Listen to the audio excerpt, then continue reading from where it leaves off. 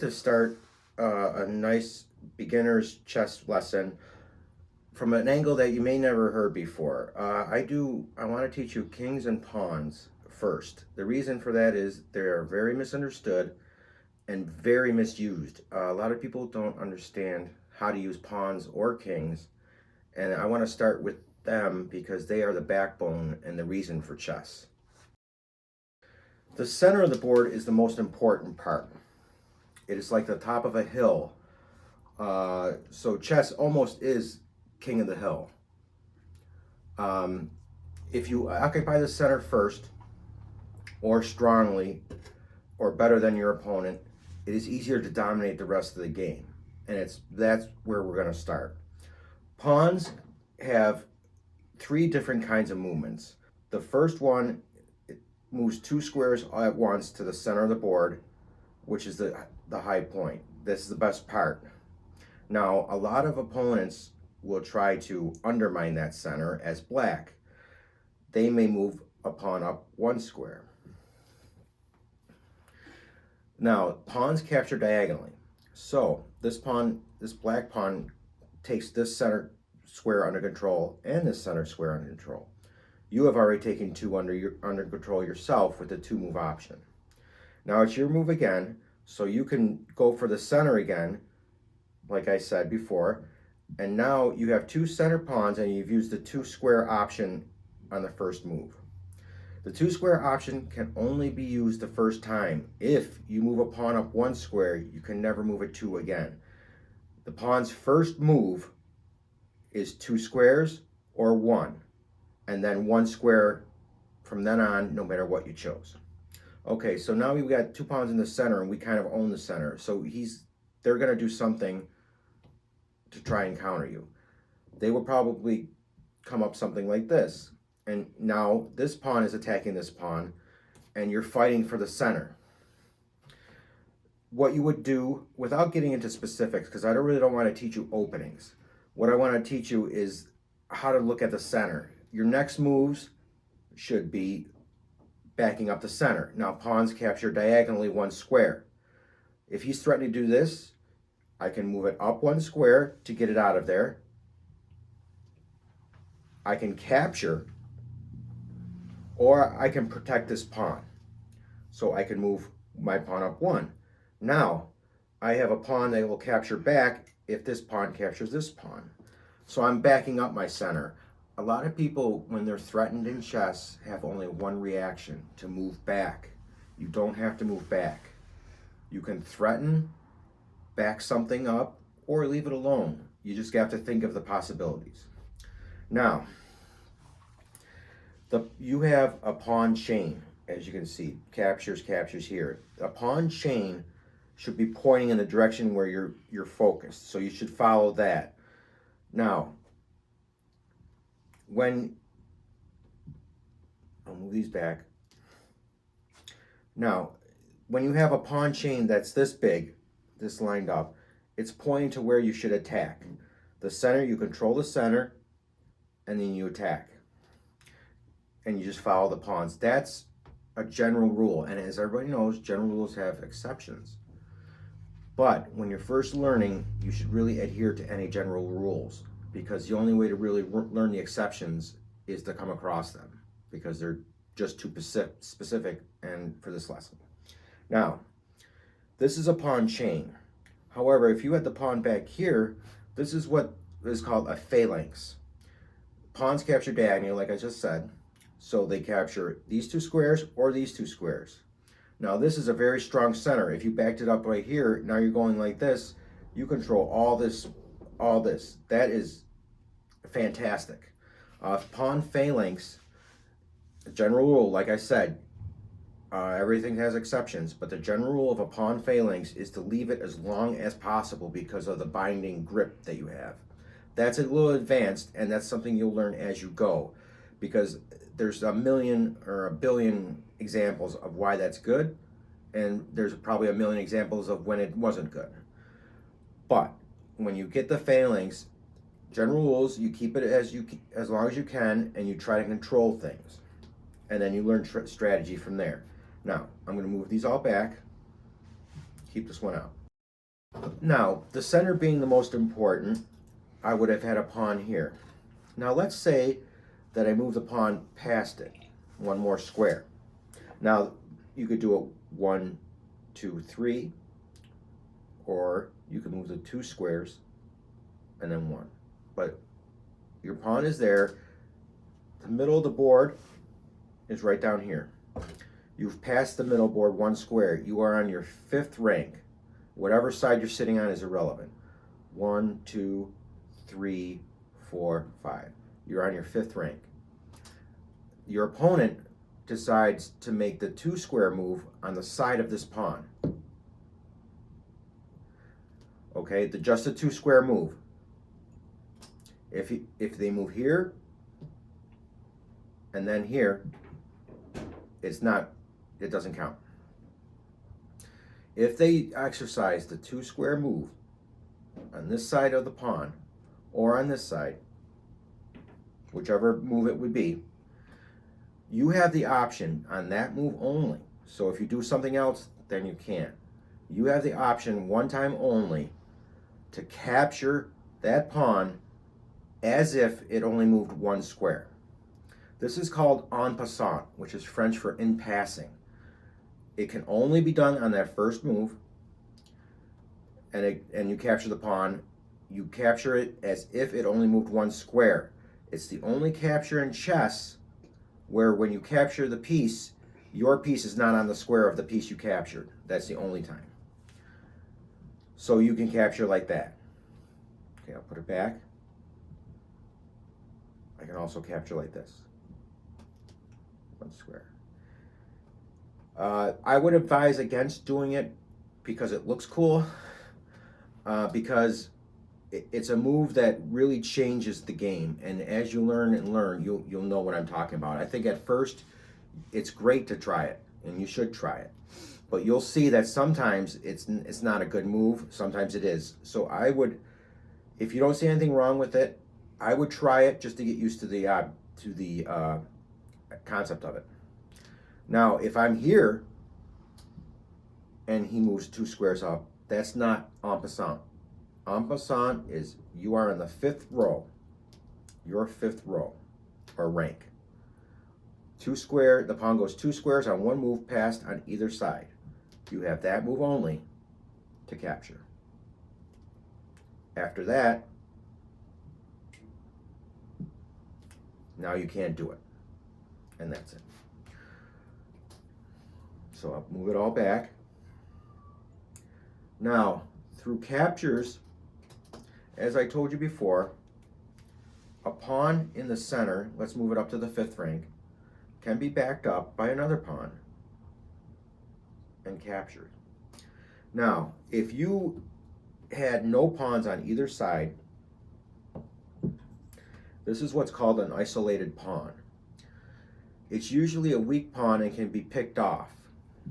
However, it can also be thrown at your opponent like a bayonet charge and pry open your opponent. So it is neither good nor bad. It is good or bad based on how you use it. If you have an isolated pawn, you should think aggressively. You should not trade pieces. We'll get to that later. But those are just rules beyond. There are some rules for isolated pawns. But it can be weak, and unless you know what you're doing, it probably will be weak. So I would try, my advice is to avoid anything like this. Now let's say you had 2 pawns in front of each other. This is a double isolated pawn and considered really bad. However, if you think about it, I control these 2 squares and these 2 squares. And it's difficult for your opponent to calculate those things. It's really tough sometimes to look at these pawns and think of them as anything but a weakness. So it is, again, how you use it. However, for beginners, I would just avoid that for now. It's weak unless you know exactly how to use it or defend yourself. The next most misunderstood piece is the king. Now, a lot of people will get to castling later in some defensive moves. But let's pretend that there's no other pieces but kings and pawns, which is the purpose of this lecture. Kings can move one square in any direction, backwards or forwards. Kings cannot move into a square that is directly attacked by your opponent. Now, what I mean is, if your king is here, pawns capture diagonally, one square. I cannot move here or here because this pawn controls it. Now, if I were to move this pawn up one square, then if you captured diagonally, that means I can then capture this pawn and move up. And that's how a king moves up. So let me put it back to the original. Okay. This is called, when you do this and you offer a pawn trade to open up any avenue, this is called either a lever or a pawn break, and depending on what book you read. Modern people call it a pawn break, but when pawns were first studied, it was called a lever, because it's like opening up a can. You're opening up a can of worms doing that. Okay, now let's put it back. Okay, now, like I said, kings move one square in any direction. So if this king were here, let's say, and this king were here, I cannot move here because of the pawn. Well, let's move it back one. I cannot go here or here because the king directly attacks that. He cannot go here or here because my king directly attacks that. So two kings facing each other like this, preventing each other from moving, is called opposition. And that can be a weapon. Now, let's take these pawns off for a second. Okay, and let's pretend your pawn is here. Now, this pawn controls this square, and he can't go here. You are, in effect, forcing him to go backwards if he doesn't move any of these other pieces. Let's say these are all off, just for the purposes of argument. Now, see how you're forcing him to move back one square. If it's my move, he's forcing me to go back to one of these squares because I can't go here. And that's how you push a king, how kings fight each other. They fight by pushing each other. Other pieces can attack. Pawns attack here, this pawn attacks here. But kings can't attack directly. They push each other like a force field. This is called opposition. So you gotta watch that. Now, when a king is under direct attack, like this, like I said, it's legal. That is called check. Check to the king, because if it were here and you moved, you would say check because you're directly attacking the king. Now, if the king's here, that means I can't go here because I'd be putting myself in check, which is illegal. If you are in check and you can't make any legal move to get out of check, that's called checkmate, and the game is over and the opponent won. Or vice versa if you put them in checkmate, obviously. Now, it's very difficult to do it with just pawns, obviously, but you get the idea. Now, the misunderstood part about kings is a defensive one. The reason people misunderstand it is because the object of the game is to get the other person's king, to get him in checkmate. Now, attacking the king directly, let's say they moved the pawn up two squares. They captured diagonally, right? So now it could capture my king. That king is in check. That's what check means, a direct attack against the king. The rules state I have to get out of check. Once you're in check, you must get out of check. There are three ways: to move the king, to block the check, to block the attack, or to capture the piece that is giving check. Now, I can't block because there's no square in between the two pieces. I can either move one up, I can move one down, or I can capture the piece one square. Kings can capture pieces, and a lot of people misunderstand it to the point where if they're put in check, that they think they can only move. That's the only option, and that's not true. You have all three options. You cannot block in this situation, but you can move or capture. And the king is a weapon. You use it. Now, as we said before, the kings cannot go near each other. What I'm threatening to do is to come up here and escort this pawn all the way to promotion. That's the weapon of the king. This king must stop me, so it must go in front. Now, I can't go to any of these three spots, right? But it looks like they've stopped me.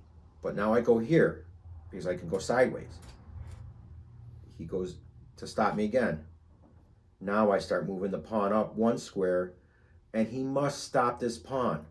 He must get in front to stop that pawn from becoming a queen. And while he's doing that, the king can move here, start taking a pawn, move this pawn up, can start capturing pawns all the way up and have just a pawn avalanche. That's what a king can do.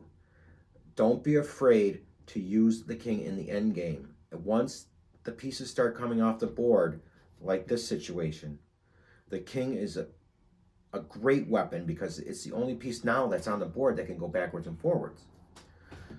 So the king is used as a weapon of the end game usually, but it can also be used in when all the pieces are on the board too. The thing is, you just got to watch out for being put in check, obviously, and you just have to watch the other pieces and use your king when you can. But don't be afraid to use your king, especially, like I said, when all pieces are off the board, you must use the king. Now, the best piece to block a pawn is the king. You block other pieces. Now, I can't get past them because you're in front, right? Now, given this situation here, I would be forced to come back over here because the king is holding it up. Now, that's the best piece to block it because this king prevents my king from coming around and trying to get a queen. And a lot of people just don't use it for that. They see this and then their ideas go out the window because the king should not be attacking. But the king is an attacking piece, especially in the end game. As a matter of fact, if you're winning, let's say you're winning, and you just keep your king here, or you keep your king here and don't do anything, you're giving your opponent way too much freedom to come around, capture, and move up. Your king must come in wherever, and I'm not making specific moves, one square at a time to try and stop this guy, this king, from coming around and hurting you. Now in this case, he has to stay in front because this is a passed pawn. There are no pawns on the sides or in the front. So he must do that. That's a way for a king to attack another king. An attack in chess is forcing your opponent to do something. It's a forcing move. If you force your opponent to do anything, that is an attack. And that's how you use the king for attack, is that force field in front of it. Limiting your other king and coming in. And that's basically what chess should be started off as. The pawns establish like a skeleton, a backbone of the entire game. They decide how you play and where you play. Then, when your strategy culminates, and now you're in the end game, you use the king to either advance or any other piece you might have. But in this case, we're using kings and pawns. In this case, you would want to do anything you could to get your king on the far side of your pawns and get a queen, because when you get a queen, checkmate is unstoppable. And that's why I wanted to emphasize kings and pawns.